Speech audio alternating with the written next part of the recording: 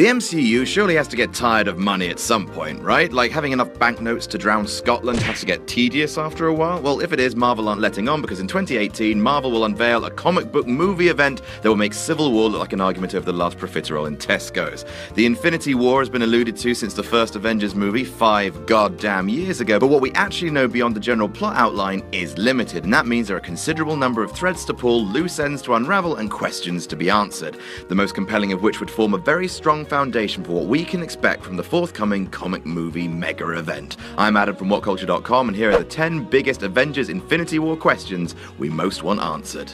Number 10. Who is Peter Dinklage playing? Thanks to Variety, we know that Game of Thrones star Peter Dinklage is being set up for a key role in Avengers Infinity War. The big question is, who will he be playing? The most intriguing suggestions state he's either set to play Pip, sidekick to Adam Warlock, possibly since that character's cocoon was spotted in the Collector's Collection, or perhaps MODOK, which stands for Mental Organism Designed Only for Killing. He's basically a face in a floating easy chair who likes murder. He's awesome. Both would require significant establishing work, especially as Warlock isn't even in the MCU yet, but either way, it's great news that he's involved.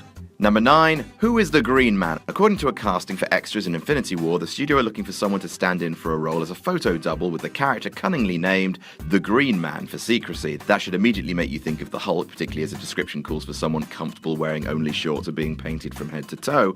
Only there's something slightly amiss. The description weirdly also calls for the actor to be bald and preferably with a moustache. So that's not the Hulk we know and love, unless the big guy suddenly develops a taste for the Charles Bronson look. So who else could the Green Man be referring to? Number 8. Are the Chitauri back? Thanks to a notice from Project Casting, it seems the Russos are looking for tall, slender alien extras for Infinity War, which is not wholly surprising, but the call for facial prosthetic work should ring some bells. Could it be pointing towards the return of the Chitauri, previously seen in the Avengers, as Thanos' cannon fodder? Are they still waiting to do his bidding, or are we going to see a wholly new alien race dropped in since the Chitauri were previously motion captured? Perhaps we're to see more of the Kree establishing Guardians of the Galaxy with Ronan the Accuser having ties to Thanos, or perhaps it's referring to the Skrulls with their humanoid appearances apart from their butt chins. Number 7. Will Red Skull return? Whether Hugo Weaving likes it or not, the resolution of Red Skull's fate at the end of Captain America the First Avenger is very much left open to interpretation. He's not dead, he's been merely sucked into the Tesseract by its internal Infinity Stone. He's presumably just floating around some unknown space, being lonely and shouting racist things into the void. There's already been some suggestion that he would be revived, particularly in the lead up to Civil War, but ultimately Marvel are yet to play their hand on that front. It could be that they want to reserve him for a fourth Captain America film to make a major ceremony out of the return, or most intriguingly, they could be planning his return when someone either works out how to wield the stones to the fullest of their power, or destroy them, unwittingly unleashing the victims within. Number 6. Is the Collector working for Thanos? In the post-credits scene for Thor: The Dark World, Benicio del Toro's Collector first appeared, seemingly suggesting that he too is seeking to bring all of the Infinity Stones together. But his end goal is never established, as his lair is destroyed in Guardians of the Galaxy, so you have to wonder whether the Collector is one of Thanos' so far unrevealed underlings, whether his 1 down 5 to go statement refers to collecting them all for his boss, or simply for his own collection. Number 5. Is Betty Ross really back? Despite the re-emergence of Thunderbolt Ross in the MCU, it was pretty much assumed that Marvel were keen to simply brush most of the Incredible Hulk under the carpet, despite keeping it as part of the shared universe. But now, there's a hint that another major character and loose end might be following her father back to the series. When they announced Infinity War could be filming in Scotland, the Telegraph confirmed that Liv Tyler is rumoured to be returning as Betty Ross, who she hasn't played since the Incredible Hulk. So is the young Ross coming back to spark a love triangle subplot over who gets to hide the zucchini? Is she there maybe to be the voice of reason for her increasingly rampaging father as he seeks vengeance for the way Civil War ended? Or maybe she's there to find out why no one's talking about the fact that Mark Ruffalo Bruce Banner killed Ed Norton's Bruce Banner and buried him in a shallow grave.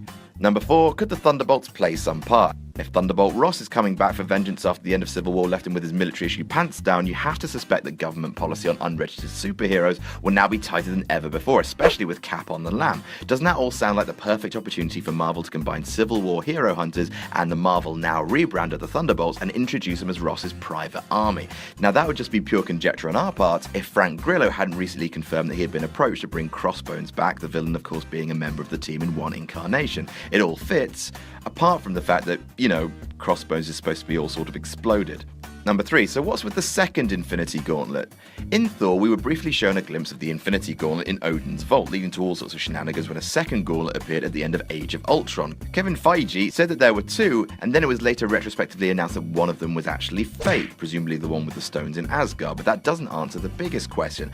Hopefully Infinity War will attempt to address how it was that a supreme being as powerful as Odin was duped into thinking he had the gauntlet and its stones in his vault, or if he was actually in on the deception. His own Warriors 3 are aware that keeping Infinity Stones together is foolish. They say as much in Thor: The Dark World's post-credits scene. It is not wise to keep 2 Infinity Stones so close together. So clearly they at least must be aware that the artifact in the vault is fake, right? Or maybe, just maybe, Odin likes showing off when he has guests over. Maybe he's a bit of a pretentious dick. Number 2, is Thanos seeking to court death? By which we definitely mean, is Thanos looking to fuck death? And we do mean that literally. We do. In the source material, Thanos' quest to unite the Infinity Gems is very much tied to his desire to impress and get under the robes of Lady Death. The infamous click of his fingers that wipes out half of existence is basically an attempt at foreplay, in other words. I mean, I guess phenomenal cosmic power is an aphrodisiac. However, instead of someone who's literally called Death, perhaps the Russos will instead go with a supremely powerful character associated with Death, who is already just about to appear in Phase 3, Cate Blanchett's Hela. It wouldn't be too much of a change for Thanos to be besotted with her rather than Death, and it wouldn't require that much change to the comic book source material.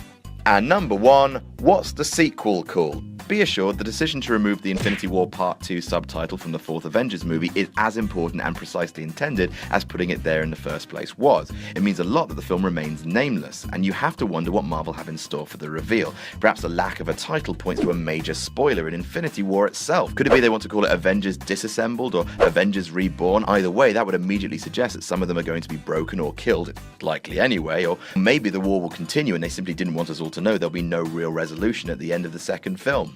And that's our list. Did we miss any out? Tell us about it in the comments. Don't forget to like, share, and subscribe. You can follow me on Twitter here. I'm Adam from WhatCulture.com, and I'll see you soon.